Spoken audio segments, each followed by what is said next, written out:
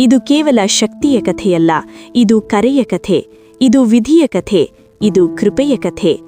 ಇದೇ ಸಂಸೋನನ ಕಥೆ. ಒಬ್ಬ ಶಕ್ತಿಶಾಲಿ, ಒಬ್ಬ ದುರ್ಬಲ, ಆದರೆ ದೇವರ ಕೈಯಲ್ಲಿ ಉಪಯೋಗಿಸಲ್ಪಟ್ಟ ನಾಯಕನ ಕಥೆ. ಇಸ್ರಾಯೇಲರ ಇತಿಹಾಸದಲ್ಲಿ ಒಂದು ಕತ್ತಲೆಯ ಅಧ್ಯಾಯ. 40 ವರ್ಷಗಳ ಕಾಲ ಫಿಲಿಸ್ಟೀಯರು ಇಸ್ರಾಯೇಲರನ್ನು ಹಿಂಸಿಸುತ್ತಿದ್ದರು. ಭಯ, ದಬ್ಬಾಳಿಕೆ, ನಿರಾಶೆ ಇವು ಜನರ ದೈನಂದಿನ ಬದುಕಿನ ಭಾಗವಾಗಿದ್ದವು. ಆ ಸಮಯದಲ್ಲಿ ದಾನ್ ಗೋತ್ರದ ಮನೋಹ ಎಂಬವನು ಮತ್ತು ಅವನ ಹೆಂಡತಿ ಝೋರಾ ಎಂಬ ಊರಲ್ಲಿ ವಾಸಿಸುತ್ತಿದ್ದರು. ಅವರ ಮನೆಯಲ್ಲಿ ಒಂದು ನೋವು ಮಾತ್ರ ಇದ್ದಿತು: ಸಂತಾನಹೀನತೆ. ಒಂದು ದಿನ ಪ್ರಕಾಶಮಾನವಾದ ಬೆಳಕಿನ ಮಧ್ಯೆ ಕರ್ತನ ದೂತನು ಮನೋಹನ ಹೆಂಡತಿಗೆ ಕಾಣಿಸಿಕೊಂಡನು. ನೀನು ಸಂತಾನಹೀನಳಾಗಿದ್ದೀಯಾದರೂ ಗರ್ಭಧರಿಸಿ ಮಗನಿಗೆ ಜನ್ಮ ಕೊಡುತ್ತೀಯಾ? ಅವನು ದೇವರಿಗೆ ಸಮರ್ಪಿತನಾಗಿರುವನು. ಅವನ ತಲೆಗೆ ಕ್ಷೌರ ಮಾಡಬಾರದು. ಅವನು ಇಸ್ರಾಯೇಲರನ್ನು ಫಿಲಿಸ್ಟೀಯರ ಕೈಯಿಂದ ಬಿಡಿಸಲು ಆರಂಭಿಸುವನು ಎಂದು ಹೇಳಿದನು. ಆ ಸುದ್ದಿ ಆಕೆಯ ಹೃದಯದಲ್ಲಿ ಆಶೆಯ ದೀಪ ಹಚ್ಚಿತು. ಮನೋಹನೂ ಕೂಡ ದೇವರನ್ನು ಪ್ರಾರ್ಥಿಸಿ ಮಗುವನ್ನು ಹೇಗೆ ಬೆಳೆಸಬೇಕು ಎಂದು ಕೇಳಿದನು. ದೇವರು ಅವರ ಪ್ರಾರ್ಥನೆಯನ್ನು ಕೇಳಿ ದೂತನನ್ನು ಮತ್ತೊಮ್ಮೆ ಕಳುಹಿಸಿದನು. ಕೆಲವೇ ದಿನಗಳಲ್ಲಿ ಮಗುವು ಹುಟ್ಟಿತು. ಅವನಿಗೆ ಸಂಸೋನ ಎಂದು ಹೆಸರಿಟ್ಟರು.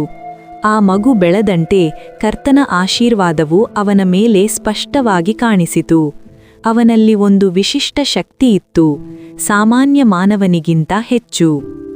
ಯೌವನದಲ್ಲಿ ಸಂಸೋನನು ತಿಮ್ನಾ ಕಡೆಗೆ ಹೋದಾಗ ಒಬ್ಬ ಫಿಲಿಸ್ಟೀಯ ಸ್ತ್ರೀಯನ್ನು ಕಂಡನು. ಅವಳನ್ನು ಮದುವೆಯಾಗಲು ಹಠ ಹಿಡಿದನು. ತಂದೆ ತಾಯಿಗಳು ವಿರೋಧಿಸಿದರು, ಆದರೆ ಅವನು ತನ್ನ ನಿರ್ಧಾರವನ್ನು ಬದಲಿಸಲಿಲ್ಲ. ದೇವರು ತನ್ನ ಯೋಜನೆಯಲ್ಲಿ ಏನನ್ನೋ ಮಾಡುತ್ತಿದ್ದನು. ತಿಮ್ನಾಗೆ ಹೋಗುವ ದಾರಿಯಲ್ಲಿ ಅರಣ್ಯದ ಮಧ್ಯೆ ಒಂದು ಗರ್ಜನೆ. ಒಂದು ಯುವ ಸಿಂಹ ಅವನ ಮೇಲೆ ದಾಳಿ ಮಾಡಿತು. ಕ್ಷಣಾರ್ಧದಲ್ಲಿ ಕರ್ತನ ಆತ್ಮ ಅವನ ಮೇಲೆ ಬಲವಾಗಿ ಇಳಿದಿತು. ಸಂಸೋನನು ತನ್ನ ಖಾಲಿ ಕೈಗಳಿಂದಲೇ ಸಿಂಹವನ್ನು ಚೂರು ಮಾಡಿದನು.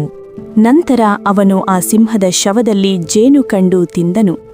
ಮದುವೆಯ ಭೋಜನದಲ್ಲಿ ಅವನು ಒಂದು ಒಗಟನ್ನು ಹೇಳಿದನು: ತಿನ್ನುವವನಿಂದ ತಿನ್ನುವುದು, ಬಲಿಷ್ಠನಿಂದ ಸಿಹಿಯಾದುದು. ಫಿಲಿಸ್ಟಿಯರು ಉತ್ತರಿಸಲಾರದೆ ಅವನ ಹೆಂಡತಿಯನ್ನು ಬೆದರಿಸಿ ಉತ್ತರ ಕೇಳಿಸಿಕೊಂಡರು. ಸಂಸೋನನು ಮೋಸಗೊಂಡಿದ್ದಾನೆಂದು ಅರಿತು ಕೋಪದಿಂದ 30 ಜನರನ್ನು ಹೊಡೆದು ಕೊಂದನು. ಈ ಕ್ಷಣದಿಂದ ಸಂಸೋನನ ಜೀವನ ಪ್ರತೀಕಾರ ಮತ್ತು ಯುದ್ಧದ ಮಾರ್ಗದಲ್ಲೇ ಸಾಗಿತು. ಅವನ ಹೆಂಡತಿ ಮತ್ತೊಬ್ಬನಿಗೆ ಕೊಡಲ್ಪಟ್ಟಾಗ ಅವನು 300 ನರಿಗಳನ್ನು ಹಿಡಿದು ಅವುಗಳ ಬಾಲಗಳಿಗೆ ಬೆಂಕಿ ಕಟ್ಟಿ ಫಿಲಿಸ್ಟಿಯರ ಹೊಲಗಳನ್ನು ಸುಟ್ಟನು. ಹೊಲಗಳು, ದ್ರಾಕ್ಷಿ ತೋಟಗಳು, ಆಲಿವ್ ತೋಟಗಳು ಎಲ್ಲವೂ ಬೆಂಕಿಯಲ್ಲಿ ಕರಗಿದವು. ಆಕಾಶ ಕೆಂಪಾಗಿತ್ತು. ಜನರ ಕಿರುಚಾಟ, ಕೋಪ ಮತ್ತು ನೋವು. ಫಿಲಿಸ್ಟಿಯರು ಅವನನ್ನು ಹಿಡಿಯಲು ಬಂದಾಗ ಯೂದದ ಜನರು ಅವನನ್ನು ಕಟ್ಟಿ ಒಪ್ಪಿಸಿದರು.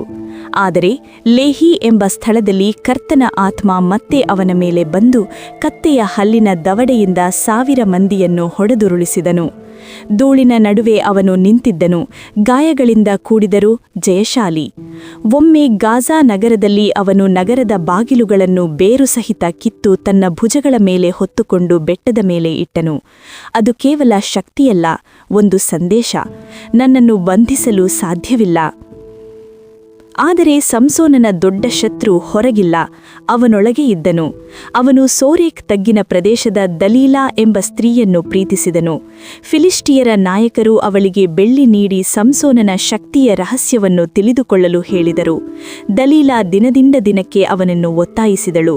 ಕೊನೆಗೆ ಆತನು ತನ್ನ ರಹಸ್ಯವನ್ನು ಬಿಚ್ಚಿಟ್ಟನು: ನನ್ನ ಕೂದಲು ಕತ್ತರಿಸಿದರೆ ನನ್ನ ಶಕ್ತಿ ಹೋಗುತ್ತದೆ. ಒಂದು ರಾತ್ರಿ ಅವನು ಅವಳ ಮಡಿಲಲ್ಲಿ ನಿದ್ರಿಸುತ್ತಿದ್ದಾಗ ಅವಳು ಅವನ ಕೂದಲನ್ನು ಕತ್ತರಿಸಿದಳು. ಅವನು ಎದ್ದು ಹಾಗೆಯೇ ತಪ್ಪಿಸಿಕೊಳ್ಳುತ್ತೇನೆ ಎಂದುಕೊಂಡನು. ಆದರೆ ಅವನು ತಿಳಿಯಲಿಲ್ಲ, ಕರ್ತನು ಅವನನ್ನು ಬಿಟ್ಟಿದ್ದನು. ಫಿಲಿಸ್ಟಿಯರು ಅವನನ್ನು ಹಿಡಿದು ಕಣ್ಣುಗಳನ್ನು ಕಿತ್ತು ಕಂಚಿನ ಬೇಡಿಗಳಲ್ಲಿ ಕಟ್ಟಿಹಾಕಿ ಕಾರಾಗೃಹದಲ್ಲಿ ಅಕ್ಕಿ ಅರೆಸಲು ಹಾಕಿದರು. ಆದರೆ ಕಥೆ ಇಲ್ಲಿ ಮುಗಿಯುವುದಿಲ್ಲ. ಕಾಲ ಕಳೆದಂತೆ ಅವನ ಕೂದಲು ಮತ್ತೆ ಬೆಳೆಯತೊಡಗಿತು. ಫಿಲಿಸ್ಟಿಯರು ತಮ್ಮ ದೇವರಾದ ದಾಗೋನನಿಗೆ ಬಲಿಯನ್ನು ಅರ್ಪಿಸಿ ಸಂಭ್ರಮಿಸುತ್ತಿದ್ದರು. 1000 ಜನರು ದೇವಾಲಯದಲ್ಲಿ ಸೇರಿದ್ದರು. ಸಂಸೋನನನ್ನು ತಮಾಷೆಗೆ ಕರೆದು ಬಂದರು. ಅವನು ಕಣ್ಣು ಕಾಣದವನಾಗಿದ್ದರು. ಹೃದಯದಲ್ಲಿ ಒಂದು ಪ್ರಾರ್ಥನೆಯಿತ್ತು: ಪ್ರಭುವೇ, ಇನ್ನೊಮ್ಮೆ ನನಗೆ ಶಕ್ತಿ ಕೊಡು. ಅವನು 2 ಕಂಬಗಳನ್ನು ಹಿಡಿದು ತನ್ನ ಸಂಪೂರ್ಣ ಶಕ್ತಿಯಿಂದ ಒತ್ತಿದನು. ನೆಲ ಕಂಪಿಸಿತು, ಗೋಡೆಗಳು ಕಿರುಚಿದವು, ದೇವಾಲಯ ಕುಸಿದು ಬಿದ್ದಿತು. ಆ ಕ್ಷಣದಲ್ಲಿ ಅವನು ತನ್ನ ಜೀವವನ್ನು ಅರ್ಪಿಸಿದನು, ಆದರೆ ಶತ್ರುಗಳ ಮೇಲೆ ಅಂತಿಮ ಜಯ ಸಾಧಿಸಿದನು. ಸಂಸೋನನ ಜೀವನ ನಮಗೆ ಏನು ಕಲಿಸುತ್ತದೆ? ದೇವರು ನಮಗೆ ಅದ್ಭುತ ವರಗಳನ್ನು ಕೊಟ್ಟರೂ ನಾವು ನಮ್ಮ ದುರ್ಬಲತೆಗಳನ್ನು ಗಮನಿಸದಿದ್ದರೆ ಅವು ನಮ್ಮನ್ನು ಕುಸಿತಕ್ಕಿಳಿಸಬಹುದು.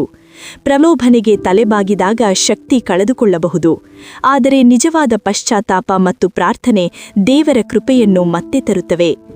ಸಂಸೋನನು ಪರಿಪೂರ್ಣನಾಗಿರಲಿಲ್ಲ, ಅವನು ತಪ್ಪು ಮಾಡಿದನು, ಆದರೆ ದೇವರು ಅವನ ಜೀವನವನ್ನು ತನ್ನ ಯೋಜನೆಗಾಗಿ ಬಳಸಿಕೊಂಡರು.